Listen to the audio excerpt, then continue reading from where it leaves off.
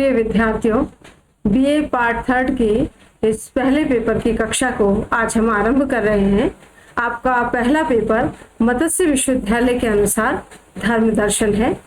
मैं doctor Rekha Yadav, associate professor philosophy, Babu Shobharam government arts college Alwar, BA part 3 के दर्शन शास्त्र विषय की कक्षा का आरंभ कर रहे हैं।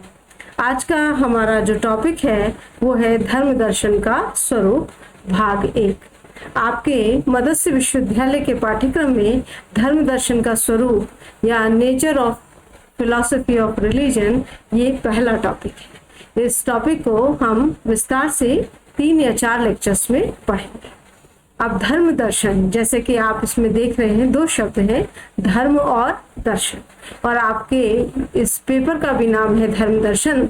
तो सबसे पहला प्रश्न जो आपके दिमाग में भी आता भी होगा और परीक्षा की दृष्टि से भी बड़ा उपयोगी है कि धर्म दर्शन किसे कहते हैं या धर्म दर्शन की परिभाषा दीजिए। हम इसके विभिन्न पक्षों की चर्चा करेंगे तो हम इसका एक विस्तार से लंबा प्रश्न भी तैयार कर सकेंगे, पर सबसे पहले हमें इस परिभाषा को समझना है कि धर्म के दार्शनिक विवेचन को धर्म दर्शन कहते हैं।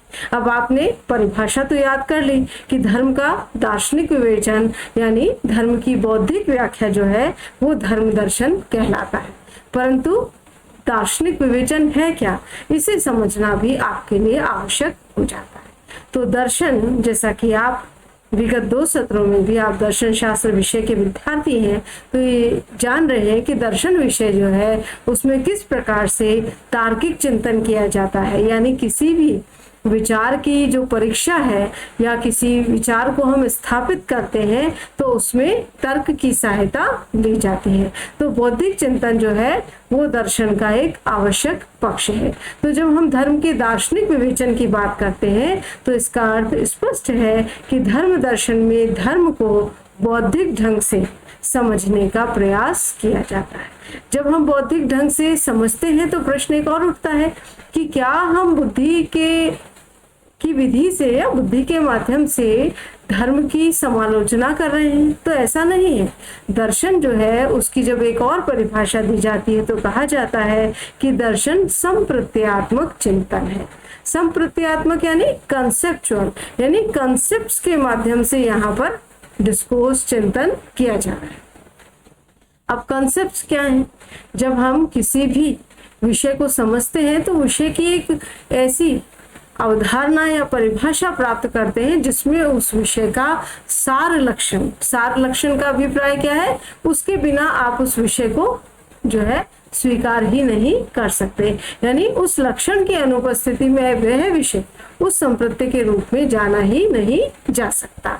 तो यहाँ पर जब हम धर्म की बात करते हैं तो धर्म को जब हम एक पद या संप्रत्ति के रूप में रखते हैं तो हमारे लिए समझना आवश्यक हो जाता है कि धर्म का सार है क्या, किसे हम धर्म कहते हैं। क्योंकि आप सभी जानते हैं कि संसार में अनेकों धर्म है और धर्म के अंतर्गत भी आप एक बड़े धर्म में देखते हैं तो बहुत सारे उसके संप्रदाय, उसके सेक्ट्स बन जाते हैं, पर प्रत्येक की अपनी एक विशिष्टता है। यानी सबकी विशिष्टता होते हुए भी, इतने जीवंत धर्मों के होते हुए भी, एक बड़े धर्म की इतिहास परंपरा होते हुए भी हम सबको धर्म कह रहे हैं। तो सबको धर्म किस आधार पर कह रहे हैं? यानी धर्म का हमारे समक्ष एक संप्रत्ति है। तो धर्म दर्शन में इस धर्म की संप्रत्ति की समझ, जो धर्म की विषय सामग्री है, विषय सामग्री जैसे कि धर्म में उपास्य ईश्वर या कोई अन्य दैवीय सत्ता होती है, प्रार्थना, पूजा, कर्मकांड, ये एक धार्मिक आचरण के जो तरीके हैं। धर्म में जो धार्मिक अनुभव है उसमें जो रहस्यात्मकता है, उसकी जो आत्मनिष्ठता है, और धर्म जिस रूप में व्यक्ति के एक संपूर्ण व्यवहार को प्रभावित करता है, तो वहां पर धर्म का संप्रत्ति स्पष्ट करना भी ज्ञान की दृष्टि से और जीवन व्यवहार की दृष्टि से भी बहुत आवश्यक है। तो दर्शन का ये जो पक्ष है कि दर्शन में संप्रत्यात्मक चिंतन किया जाता है, यानी संप्रत्ति या कंसेप्ट की सही समझ डेवलप की जाती है, विकसित की जाती है, तो उसके माध्यम से भी दार्शनिक विवेचन होता है। और तीसरा, दर्शन के संबंध में एक और लक्षण है कि दर्शन सत्य की खोज और उपलब्धि है। ज्ञान की जितनी भी शाखाएं हैं, मनुष्य जीवन के जितने भी पक्ष हैं, उसमें जानना और यथार्थ या अंतिम सत्य को जानना बहुत महत्वपूर्ण है। तो धर्म दर्शन इस रूप में भी दार्शनिक विवेचना है कि यहाँ धर्म से संबंधित सत्य को जानने का और उसकी जो उपलब्धि है, यानी धार्मिक अनुभव जिस प्रकार से स्वीकार किए गए विभिन्न धर्मों में, उस उपलब्धि को भी समझने का प्रयास किया जाता है। तो यहाँ पर आप देख रहे हैं कि ये जो 3 पॉइंट हमने दर्शन के बताए, जिसके आधार पर दर्शन की विभिन्न प्रकार की परिभाषाएं भी दी जाती है कि फिलॉसफी, वैसे आप पढ़ते हैं फिलॉसफी विद्या का अनुराग है, ज्ञान का अनुराग है, तो एक तरह से ये सत्य की ही खोज है। पर इस खोज का ढंग क्या है? तो इस खोज के ढंग के संबंध में हम कहते हैं दर्शन युक्तियुक्त चिंतन है, यानी तर्क की सहायता से किया गया विचार विमर्श चिंतन है। दर्शन संप्रत्यात्मक चिंतन है, यानी हम दर्शन में जो है वो कंसेप्ट्स को के रूप में कंसेप्ट्स को समझते हैं और कंसेप्ट्स के माध्यम से उस विषय को समग्र रूप में उसके सार रूप को प्रस्तुत करने का प्रयास करते हैं। तो इस प्रकार से धर्म की दार्शनिक विवेचन में युक्तियुक्त चिंतन है, धर्म से संबंधित संप्रत्तियों का चिंतन है और धार्मिक सत्य जो है उसकी जो खोज और उपलब्धि है। यद्यपि ये एक धार्मिक श्रद्धालु का कार्य है, पर इसको एक बौद्धिक निष्पक्ष वस्तुनिष्ठ ढंग से जो देखने का प्रयास है वो श्रद्धालु नहीं कर रहा, बल्कि एक धर्म दार्शनिक कर रहा है।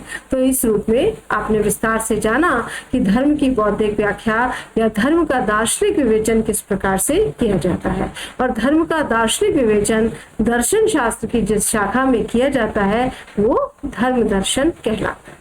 अब यहाँ पर एक प्रश्न हमारे मन में आ सकता है कि भाई जब हम बुद्धि की सहायता से समझ रहे हैं तो यही वास्तविक रूप है, तो फिर धर्म को हम धर्म दर्शन को ही वास्तविक माने, यानी धर्म और धर्म दर्शन एक हो गए।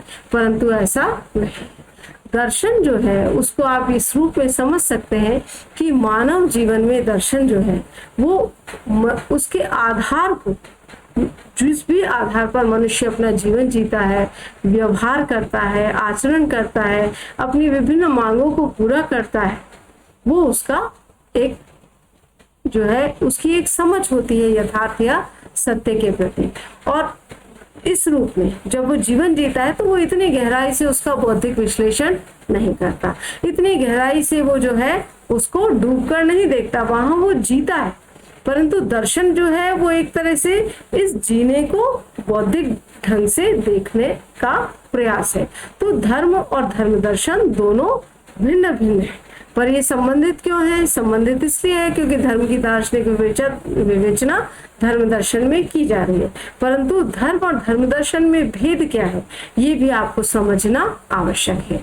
देखिए, धर्म जो है वो एक तरह से हम कहेंगे कि ये प्राइमरी लैंग्वेज है, प्राथमिक भाषा या व्यापार है, और धर्म दर्शन क्या है? सेकेंडरी लैंग्वेज है। यानी धर्म वो सामग्री है या कच्ची सामग्री है, और धर्म दर्शन उसको जो है वो एक व्यवस्थित बौद्धिक और निष्पक्ष ढांचे में ढालने का प्रयास है, उसको अधिक बौद्धिक दृष्टि से हम कहते हैं सुगम बनाने का प्रयास है।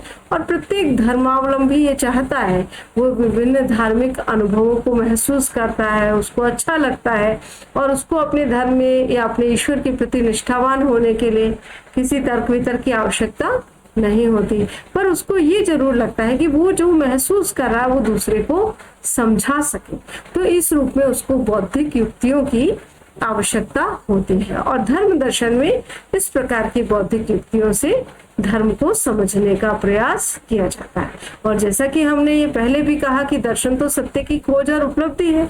दर्शन में तो संप्रत्तियों की सही समझ विकसित की जाती है, और संप्रत्तियों की समझ विकसित करके ही हम अपने जीवन को अधिक जो है वो आप कह सकते हैं कि संवार सकते हैं, या अधिक उसको एक समझ के साथ जी सकते हैं। तो ये जो समझ है धर्म की, ये कहीं ना कहीं धर्म दर्शन देता है। परंतु आपको ये स्पष्ट होना चाहिए कि धर्म दर्शन धार्मिक आस्था या श्रद्धा को पैदा नहीं करता। धर्म दर्शन बुद्धि की सहायता से, तर्कयुक्त चिंतन की सहायता से धर्म को समझने का प्रयास करता है।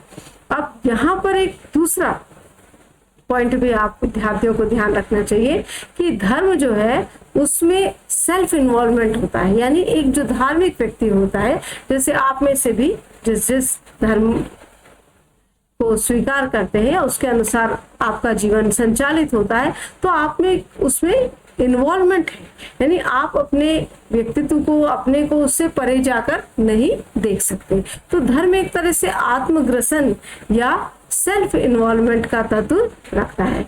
और धर्म एक भी नहीं है, संसार में हम देखते हैं बहुत सारे धर्म हैं, तो धर्म अनेक हैं और धर्म में सेल्फ इन्वॉल्वमेंट होता है। तो इस रूप में हम कहते हैं कि धर्म तटस्थ नहीं है, धर्म मनुष्य का भाव प्रधान या भावना प्रधान पक्ष माना जाता है।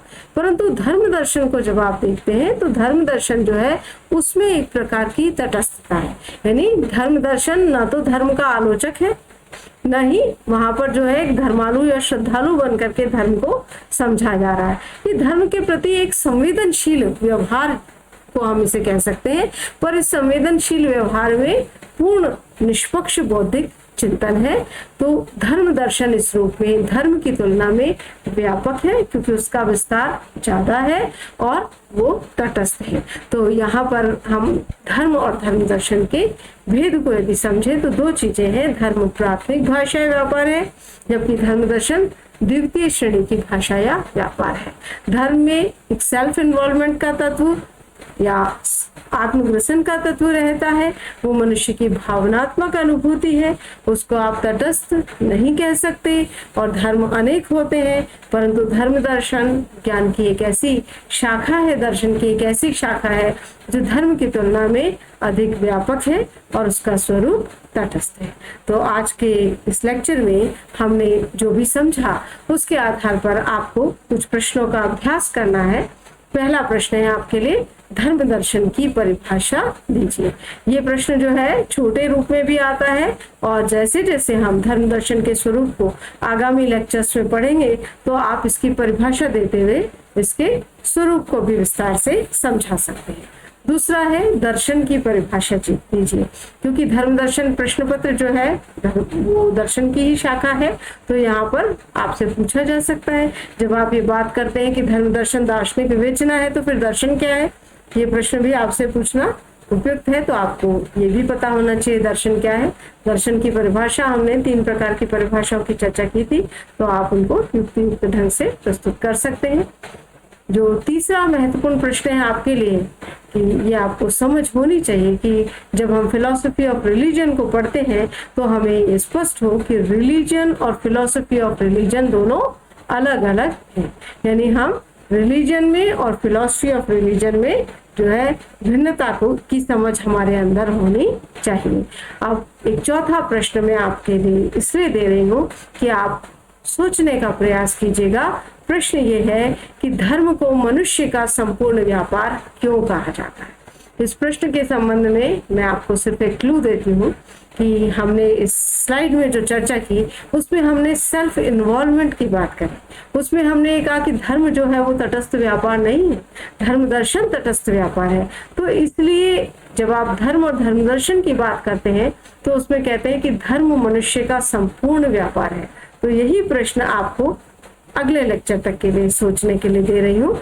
आगामी लेक्चर में आपको और स्पष्ट होगा कि धर्म, जब हम धर्म की परिभाषा देंगे कि वो सर्वांगपूर्ण अभिवृत्ति है, किस तरह से है, तो आप इसे और स्पष्ट रूप से समझेंगे। पर आप आज के लेक्चर के आधार पर भी पहले 3 प्रश्नों के साथ इस प्रश्न को भी समझने का प्रयास कीजिएगा कि धर्म को मनुष्य का संपूर्ण व्यापार कहा जाता है। तो दर्शन के विद्यार्थी हैं तो सोचिए क्यों कहा जाता है। Thank you.